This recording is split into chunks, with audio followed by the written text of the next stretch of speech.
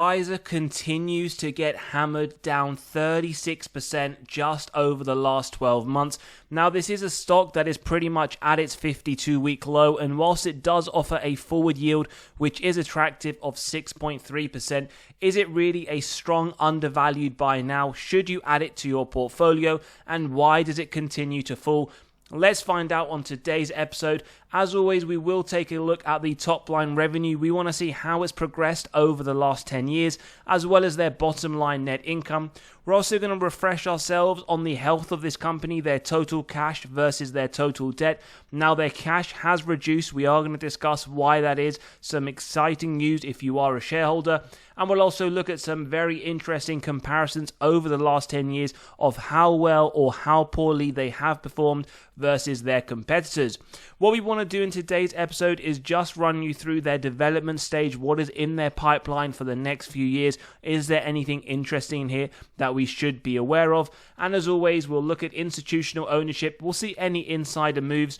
And we want to draw your attention to the 2024 guidance and how impactful their new acquisition has been. And we will talk about this towards the middle of the episode. As always, we are going to run them through the valuation model. We want to get to our own intrinsic value. What is our acceptable buy price when we factor in our margin of safety? And we'll look to Wall Street to see what they're forecasting for the price over the next 12 months. What we're also going to do is refresh ourselves on that dividend safety and take a look at some of their financial metrics that does support the value that we see. So in terms of the general historical performance, yes, they're down 36% over the last 12 months. Over the last 5 years, again, down 35%. And over the last 10 years, you would be down negative 6%. Bear in mind, it doesn't include those dividends reinvested. Nonetheless, a very poor performance over that period. And we see its all-time highs sitting around that $60 mark at the back end of 2021. So let's see whether or not it will get back to those highs and if this is one of the best undervalued companies to buy in the market. What we can say is that both Seeking Alpha analysts as well as Wall Street do deem this right off the bat to be some strong buys in the current market. Now, in terms of the top line growth, what we want to see for a company like Pfizer is around 3 to 7% growth. And what we can note is from 2014, their top line has increased from around 50 billion to their more recent annual report to 58. So not much growth over the last 10 years as we can see, but the reason for this, and we will take a look now, is it has been very inconsistent. In fact, no real growth from 2014 to 2020. It did pick up into 2022. No surprises there, given the pandemic was a real boost for their top line revenue. But then post-pandemic, we do see it pretty much come back not too far off the revenue they have been making over the majority of the last 10 years.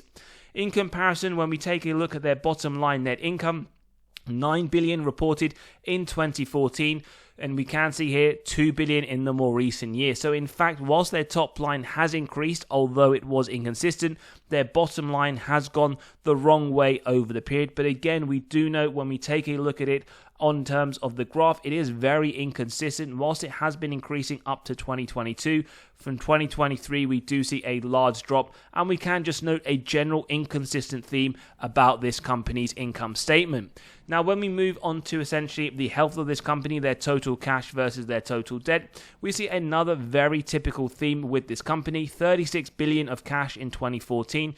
We see it go up to, or in fact around the level of 31 billion in 2021, but then it does come down significantly in 2023. And again, when we do look at it from a graph, their cash position is very, very inconsistent, and in fact does look to be going down a downward trend.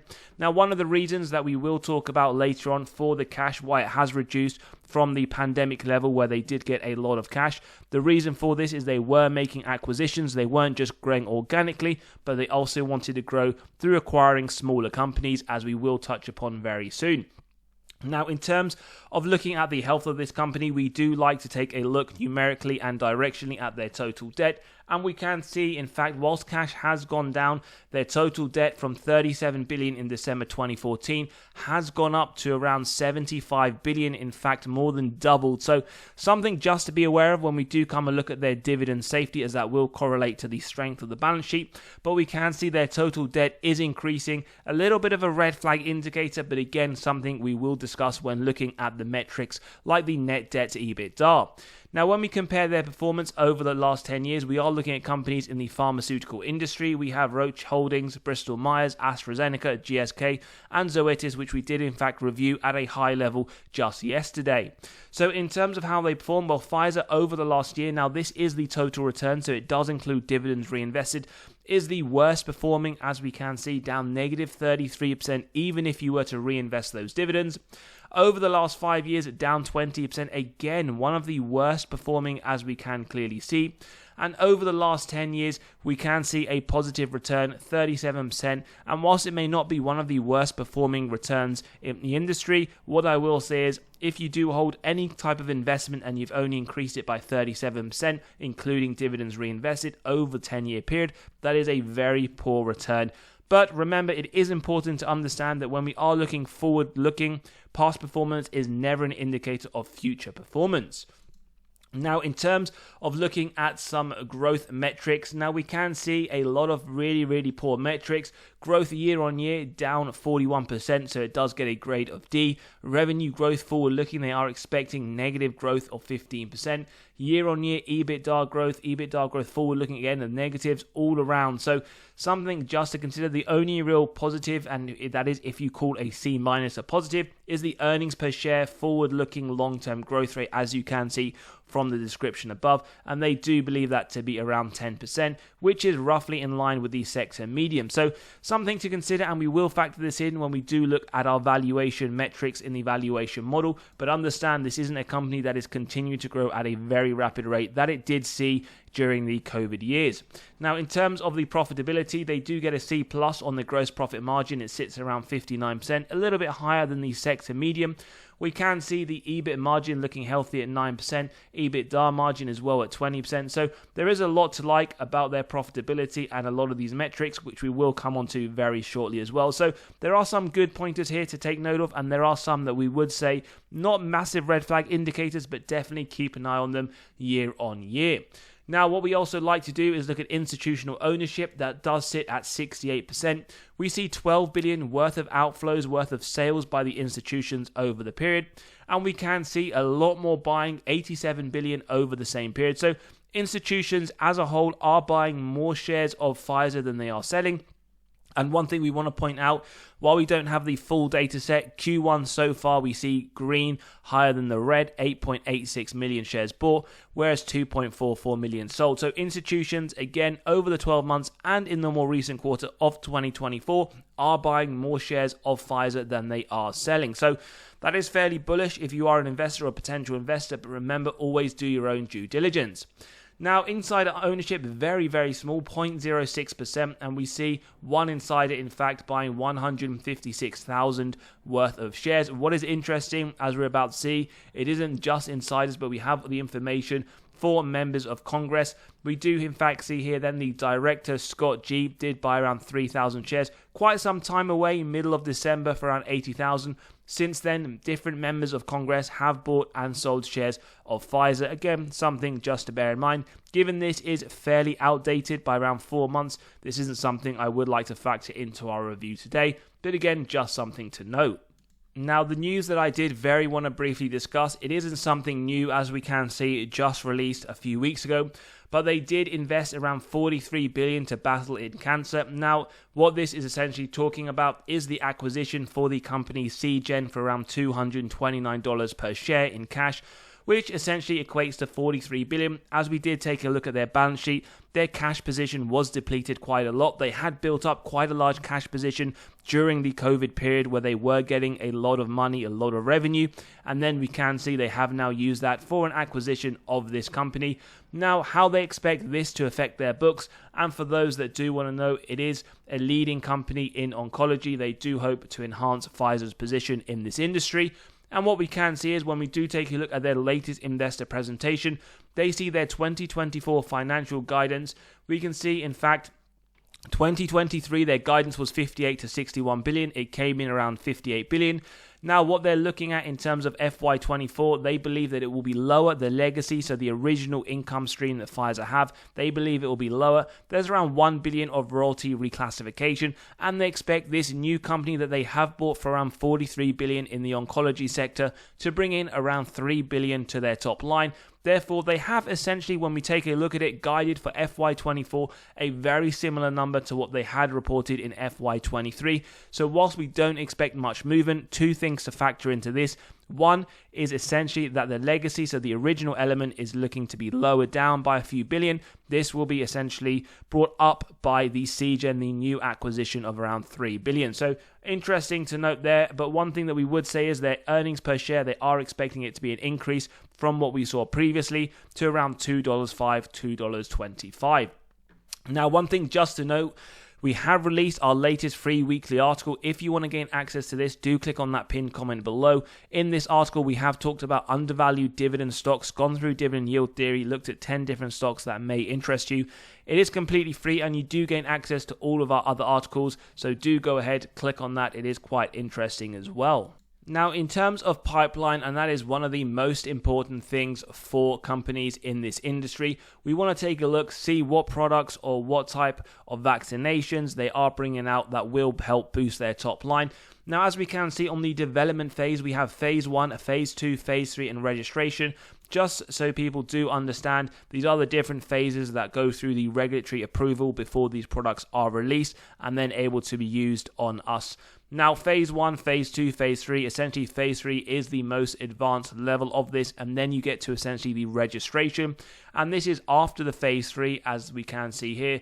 The US or the FDA do approve this. It has been authorized for review. This does typically take around a year. So what we can do is, because there will be a lot of different things in these different phases, we can specifically look at the registration. So these are about 1 year away from being released if they are approved. We can see there are 1, 2, 3, 4, 5, 6 different products which are looking to be released. In terms of what they are, we have anti-infectives, we have a few vaccines, some internal medicine, and then we have here on the oncology. Now, this isn't my field, so I don't know the particulars of each one of these, but we can see they are looking to bring a few different products, although we do note that 2 of these do relate to COVID, so something to bear in mind whether or not you do believe that this will still be something that will be used by the masses. And do bear in mind they did recently acquire that company to help out with the oncology and cancer of patients. So now let's get into the dividend safety, then we'll jump into the valuation model. So we're seeing a score of 75. It does look to be safe. Market cap 151 billion, a mega cap company. Last recession, well, they didn't increase the dividend. They didn't, in fact, maintain it. They did cut it, 0709. Whilst they did have above average growth of -6 versus the S&P's -12, they also outperformed the S&P -45 versus the S&P's -55. Dividend growth on this channel, we always advocate 4%. Now, for those that are new, 4% didn't come out of thin air. The US inflation rate, on average, over the last 40 years was 4%. If you are not getting a 4% increase every year on your dividends, on your salary, on your other income-producing assets, you are taking a pay cut and losing your purchasing power. Latest increase then, 2.4% in December, very poor, below inflation on average. Last 5 years, at least over the last 5 years, you've been getting an inflationary increase whilst also getting a yield above 6%. Over the last 20 years, around 5%. So do bear in mind with Pfizer, this isn't a company that is suddenly going to give you double-digit dividend increases. We also note they have been increasing those dividends for the last 13 years. Now, taking a look at dividend yield theory, for those that are new to the channel, what it essentially states is a company is undervalued when the current yield sits above the 5-year average. We have now our first sign of undervaluation, but we do note the forward P is pretty much bang in line with the 5-year average. And when we compare it to the healthcare sector P, it does sit much higher at 16.4. But please understand that we don't look at any of these models in isolation, and we will conclude towards the end.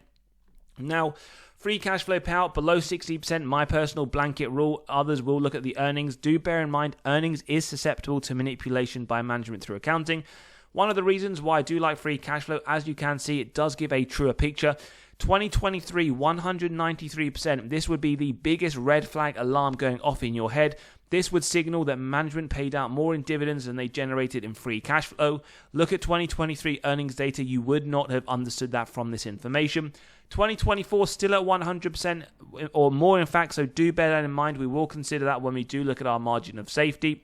And when we look at the free cash flow per share, we do want to see increasing to the free cash flow year on year. We do note pretty much stagnant from 2014 to 2020 pre-COVID. COVID then happened, it shot up, but even then it has started to come down. The positive to note for shareholders or potential shareholders is 2024 is expected to nearly double to $1.60. Sales growth, we did cover this, but this is for those that want to see the percentage-wise. 2023 post-pandemic, negative 42% to their top line, and we can see that in just a different format here, going from 50 billion in 2014 to 58 in 2023. Now, I personally love it when essentially companies do a lot of share buybacks, returning excess cash to investors, giving you a larger control or portion of the company that you hold. They have reduced it, not massively over the period, 6.42 billion to 5.71, not very consistent. Some years it is very strong, some years pretty much flat, and we do in fact note from 2020 to 2022 they were doing the opposite and issuing shares, diluting your position. The net position, however, over the last 10 years has been share buybacks, but do note from 2019 onwards they have been issuing shares now and then. In terms of the ROIC, I want to see 10% or more, depending on essentially the industry. You could go higher or lower. 10% does give me faith that management are able to effectively allocate their capital. We can see here, in fact, pretty strong over the longer term. 2023, though, it did dip down to 3%, something just to bear in mind when we get their latest quarterly report. Operating margin above 12%. They did struggle in 2023, but we can give them the benefit of the doubt given the last 9 years before that. It was very strong. The same can be said for the free cash flow. In fact, up to 2022, it was very strong, very healthy. Even at the 2023 of 8%, it isn't that bad either. But again, because it dropped significantly, do keep an eye out. Net debt to EBITDA, the earnings before the interest, tax, depreciation, amortization, gives us faith around the balance sheet strength as well as dividend safety. It does correlate to that. We want below 3, so we can see why it doesn't have a very safe dividend score. In fact, it shot up in 2023. Positive to note, it is expected to come down to 2.97, and these are essentially the number of years it would take the company to pay off all of their debt net of cash on hand. So let's jump into the valuation model. As always, if you do enjoy the content, values being provided, smash that like button, hit that subscribe and bell button so you are continually notified of these videos as they drop. So let's jump into the first model that we're using today. This is the dividend discount model. Now we see the dividends year on year, average 3.14%. Again, don't expect anything massive with this company. It is essentially increases in the low single digits. Forward looking, we've estimated pretty much around the average at 3.25% to give us an intrinsic value of $36.52. So we do have our first undervaluation signal, but bear in mind we don't look at any single model in isolation. We then have the DCF model, free cash flow year on year, average at 3.5%. Forward looking, we've gone for 8% in line with analyst estimates and target. With the discount rate, we get the present value of future free cash flows and terminal value. Add together with the cash, subtract total debt, get to the equity value, divide by shares outstanding. And we can see here, not too far off the current value, but based on the DCF model, which is one of my favorite models, and we're using an 8% growth rate, we can see it is not too far off the current value. No real signs of undervaluation. So in today's episode, the intrinsic value is just the average of these two models, and essentially it comes to $30.91. Don't forget you can grab a copy of this valuation model to get to the intrinsic value, as well as the acceptable buy price of companies in your own portfolio, or those on your watch list by clicking on that pinned comment below. Margin of safety, then we always use 10%, and we use that if we believe it meets 3 criteria: a wide moat, strong financial metrics, and good forward-looking data. Then we go to what's near the current trading price. We can see it is around 40 cents, not too far off. So for today's episode, we can clearly see it is around a 15% margin of safety based on these estimates and judgments. Now, in terms of Wall Street, what they see in fact is $31.44 as a price target over the next 12 months.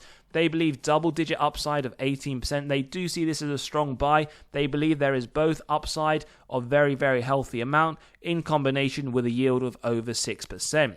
However, as always, I am interested to hear your thoughts. Is this one that you are looking to add? Is it one maybe on the watch list, or maybe one that you have sold off recently as it has plummeted down quite significantly over the last year? Me personally, this isn't one I do want to add to my portfolio. I do like to look at a little bit more of companies that are growing, dividend also growing, looking very healthy. To me, this does, however, look undervalued and could be attracted to those investors who are looking purely for the income. But as always, interested to hear your thoughts. As always, if you enjoyed the episode, smash that like button, hit that subscribe and bell button so you are continually notified of these videos as they drop. And as always, we'll see you all on the next one.